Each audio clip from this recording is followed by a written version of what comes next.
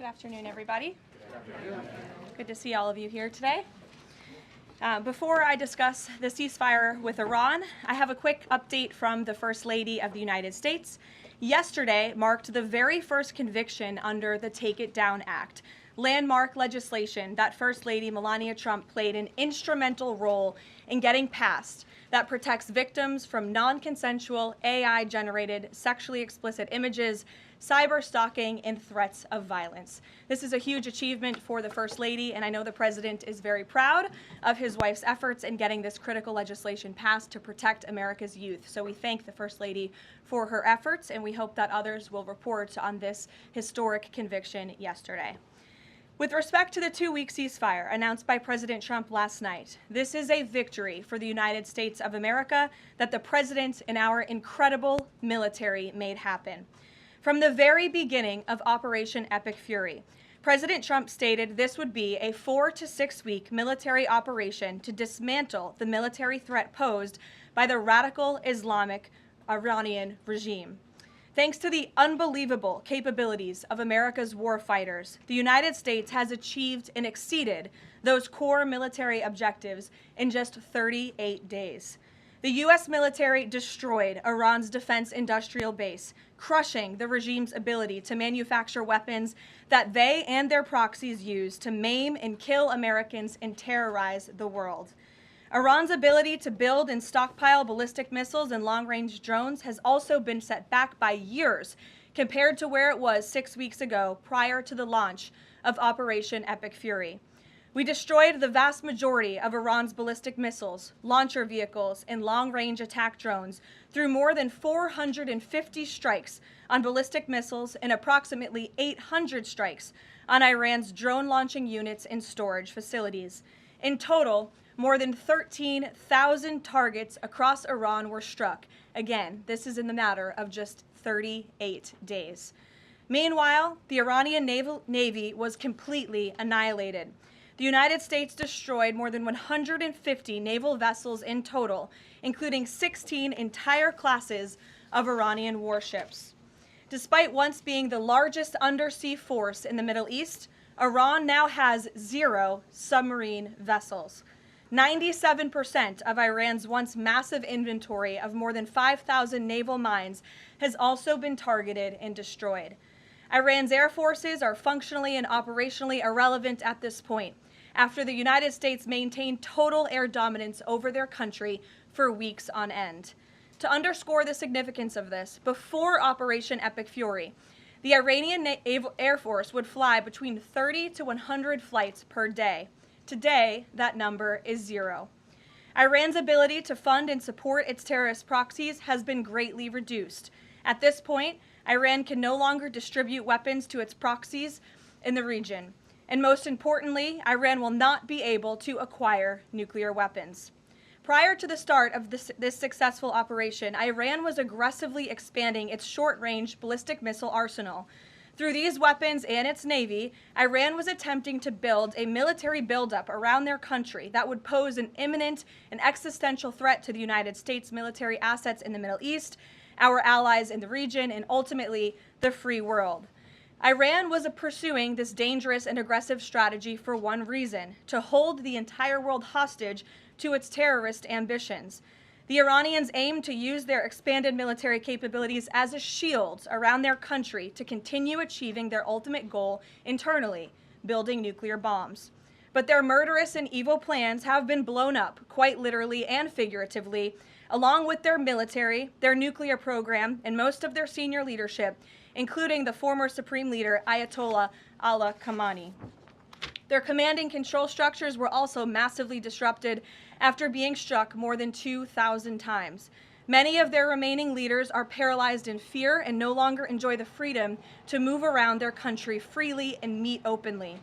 Thanks to the unmatched excellence of our warriors at the direction of the Commander-in-Chief, the world has just witnessed a historically swift and successful military triumph. President Trump started Operation Epic Fury with strategic military objectives, and the United States has clearly achieved them. As we mark this progress, we also remember and honor the 13 American heroes who laid down their lives in this noble effort. I know President Trump and our grateful nation honors their ultimate sacrifice, and we will never forget them. May God bless their families.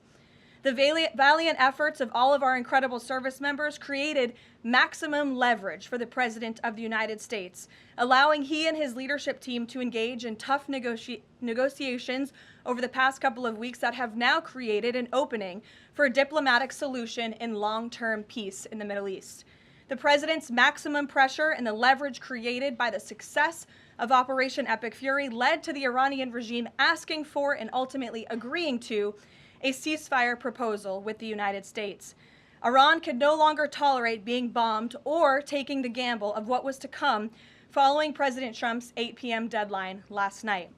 Iran has agreed to open the Strait of Hormuz, and as the President said, we have received a proposal from the Iranians that has been determined to be a workable basis on which to negotiate.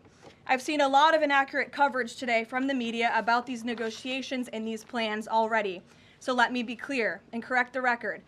The Iranians originally put forward a 10-point plan that was fundamentally unserious, unacceptable, and completely discarded. It was literally thrown in the garbage by President Trump and his negotiating team.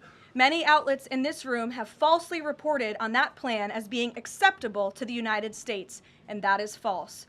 With the President's deadline fast approaching and the United States military completely decimating Iran with each passing hour, the regime acknowledged reality to the negotiating team. They put forward a more reasonable and entirely different and condensed plan to the President and his team.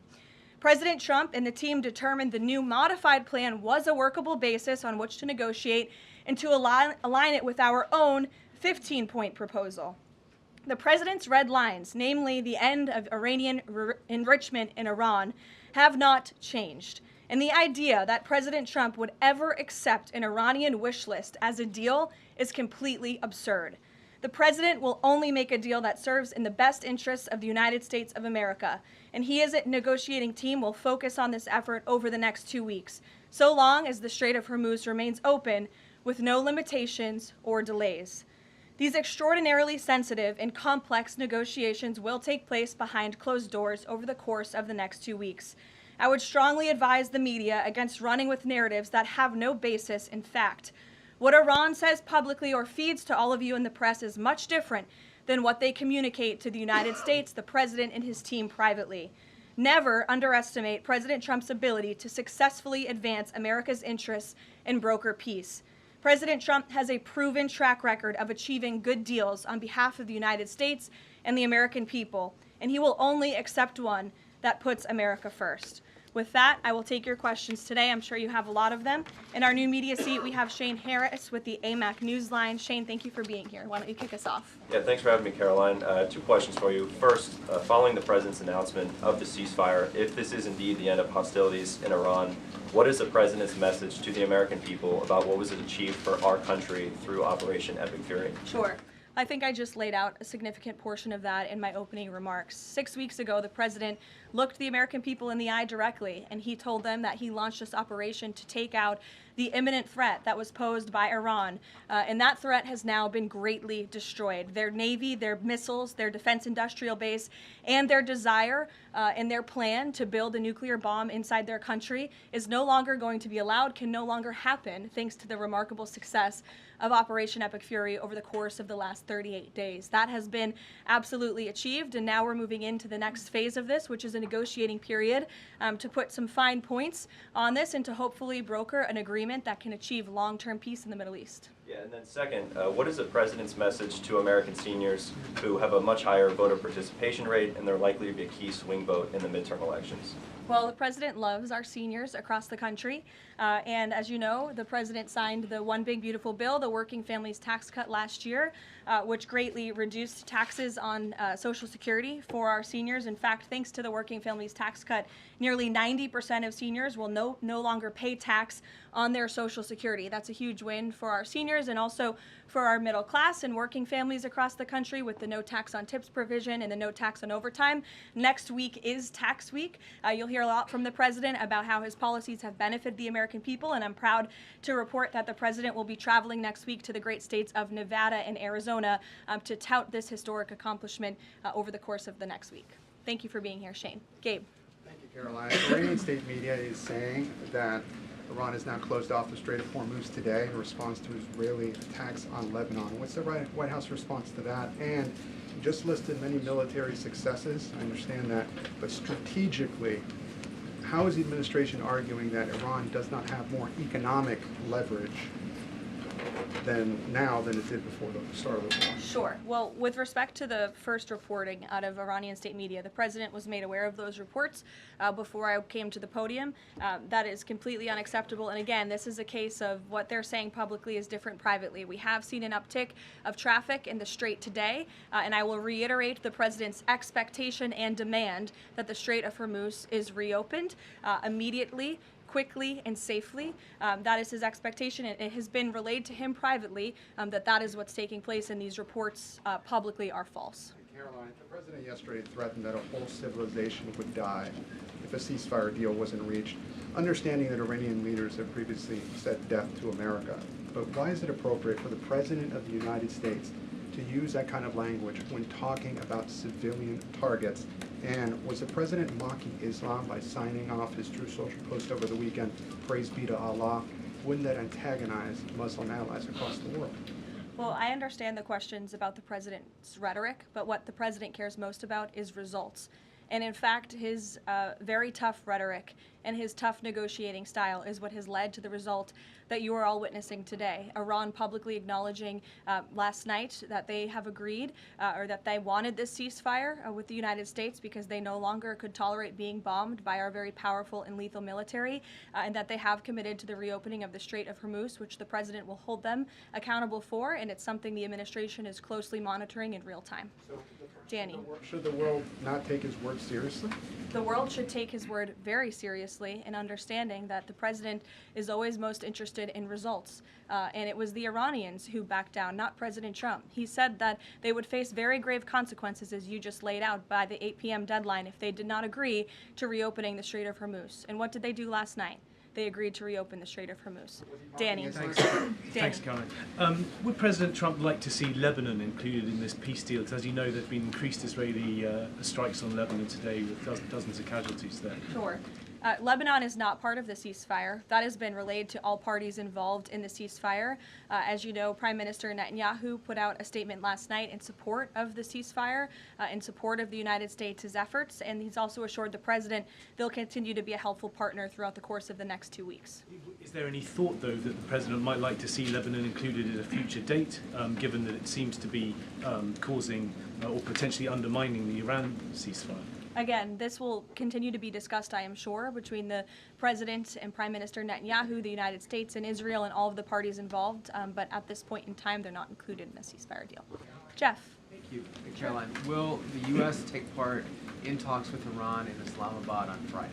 I can announce that the president is dispatching his negotiating team, led by the Vice President of the United States, J.D. Vance, Special Envoy Witkoff, and Mr. Kushner to Islamabad for talks this weekend. The first round of those talks will take place on Saturday morning local time, and we look forward to those in-person meetings. What role does the president see for the U.S. in monitoring or helping with the Strait of Hormuz going forward? I think the president commented on that this morning. We're going to continue to monitor it very, very closely. We will be helpful in any way that we can, but we fully expect Iran to do this, and the president has made that quite clear as well. It's, again, as his statement said last night, this ceasefire is subject to the safe reopening of the Strait of Hormuz. Again, this was just determined last night. We understand things take time, but that's the president's expectation, and he will hold everyone to it. Sure, in the green blazer. Thank you, Caroline. Sure, and then in front of you. But Andrew, you can go ahead. All right. You're not wearing a green blazer. I am actually wearing a green blazer. It's a little brown to me, but go ahead. Fair enough.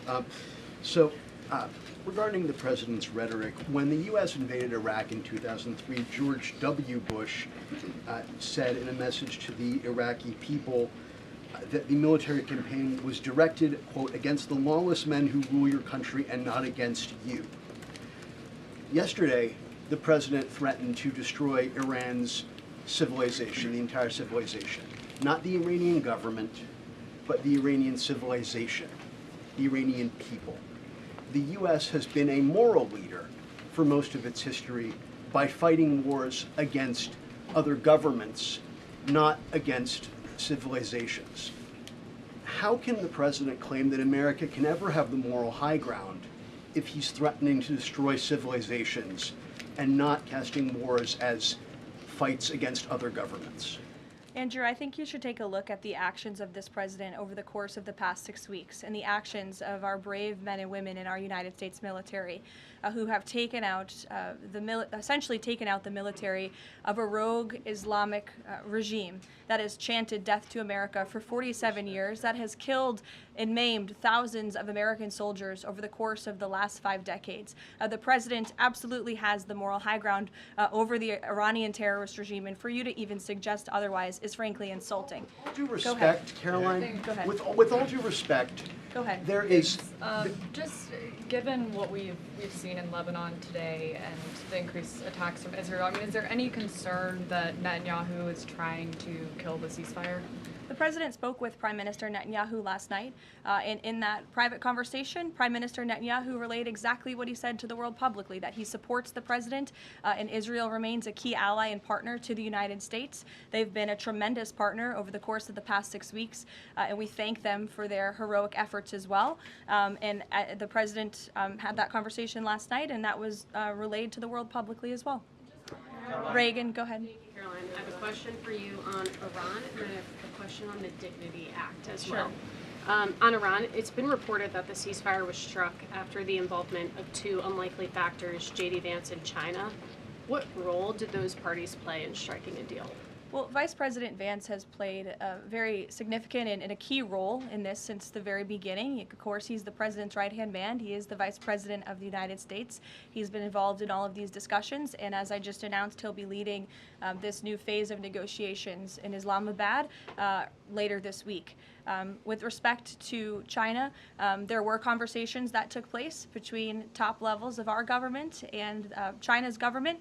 The president has great respect for President Xi and a great working relationship with him and with that country, and he looks forward to visiting China in just a few weeks. And on the Dignity Act, it's getting a fresh push through Congress. It would give some illegal immigrants in the country a path to citizenship.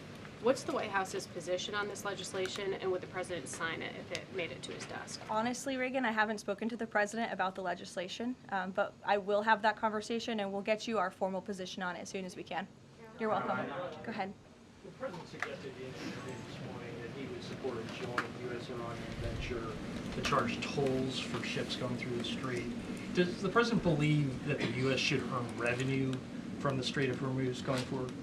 It's an idea the president has floated, as you know, and it's something that will continue to be discussed over the course of the next 2 weeks. But the immediate priority of the president is the reopening of the strait without any limitations, whether in the form of tolls or otherwise. And on the highly enriched uranium, has Iran given the administration any indication that it would simply turn over the enriched uranium, or is this an expectation that the president has that he would have to send in ground troops in order to do that? This is on the top of the priority list for the president and his negotiating team as they head into this next round of discussions.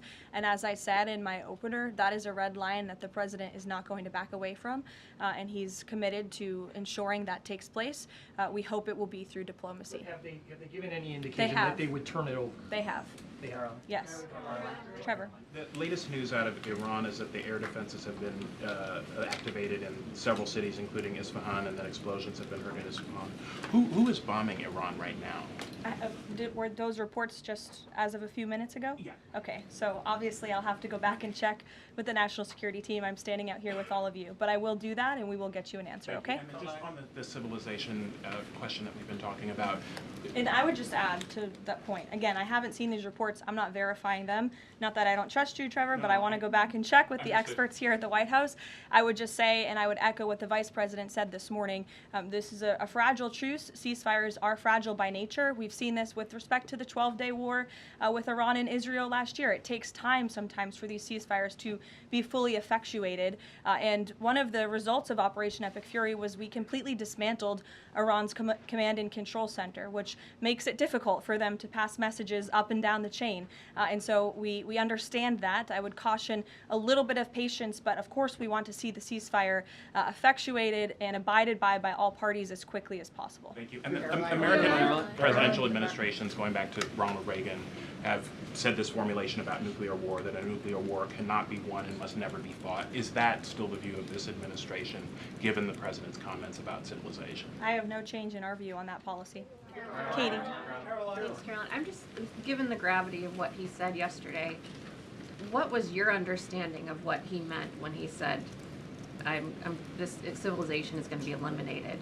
I think it was a very, very strong threat from the President of the United States that led the Iranian regime to cave to their knees and ask for a ceasefire and agree to reopening the Strait of Hormuz. So it was a very strong threat that led to results. And as the Secretary of War stated at the Pentagon this morning, it was not an empty threat by any means. The Pentagon had a target list that they were ready to hit go on at 8 p.m. last night if the Iranian regime had not agreed to open the strait, which they did, and I think that's something we should all be grateful for. The United States is a moral leader in the world, given that I was asked this exact same question by your colleague Andrew in the back, and I think, again, the insinuation by anyone in this room that Iran somehow has the moral high ground over the United States of America is insulting, considering the atrocities that they have,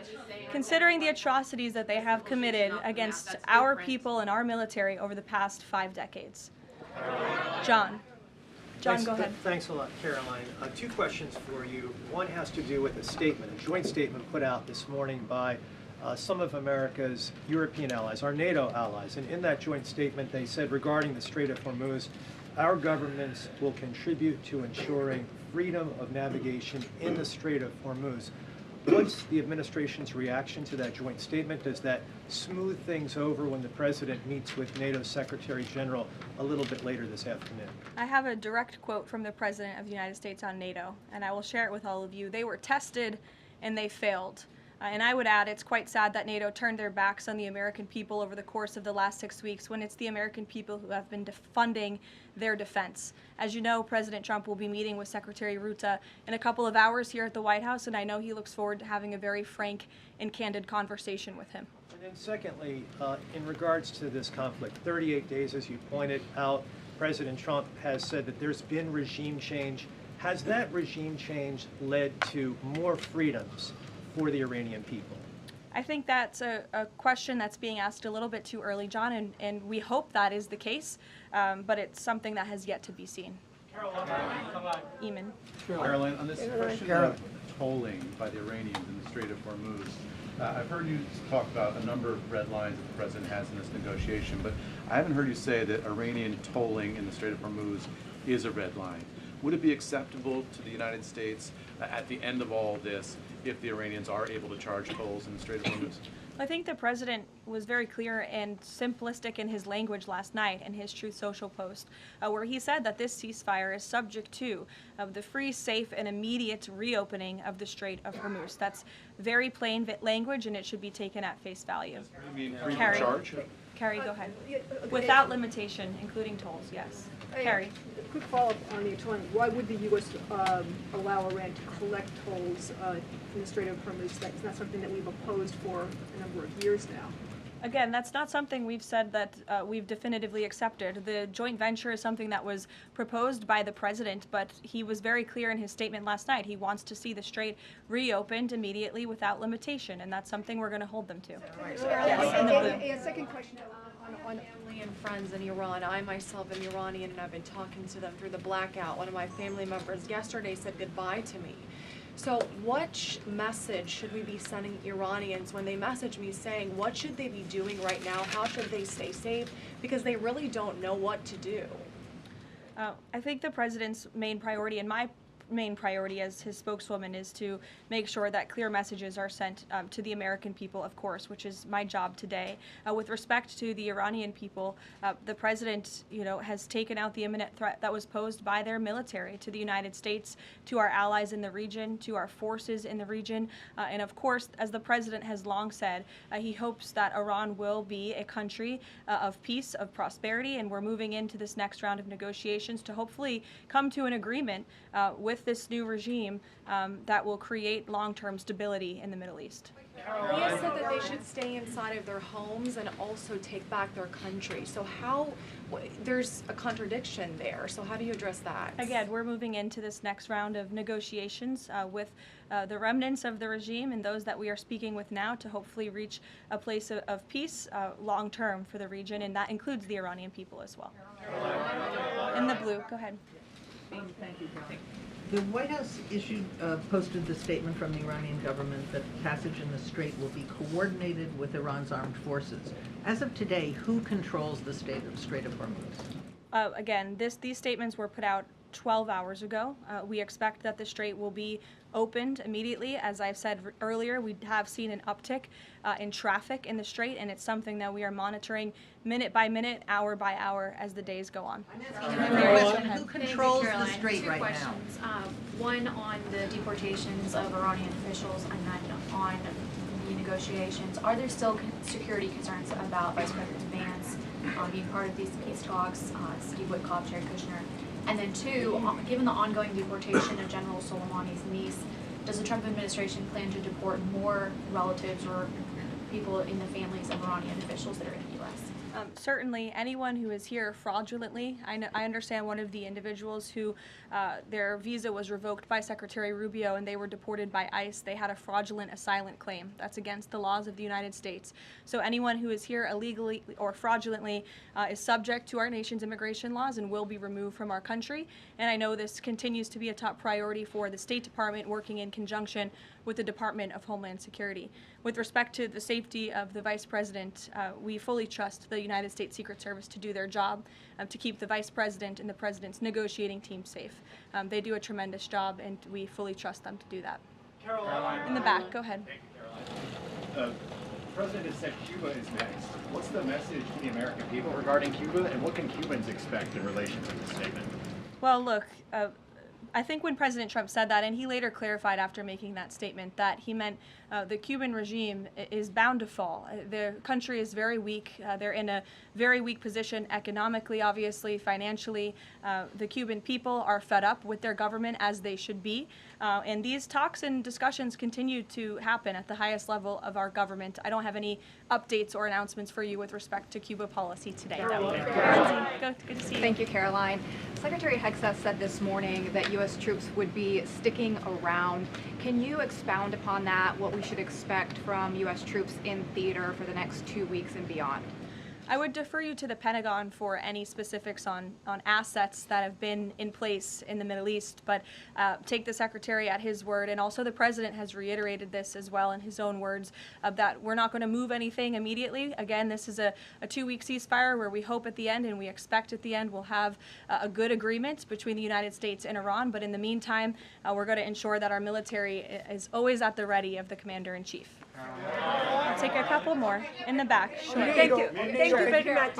On NATO, I'll take your question. Go Thank you, ahead. Caroline. On NATO, can you tell me, is the United States still considering withdrawing from NATO? Is that still a possibility? It's something the President has discussed, and I think it's something the President will be discussing in a couple of hours with Secretary General Ruta, and perhaps you'll hear directly from the President following that meeting later this afternoon. Thank you, everyone.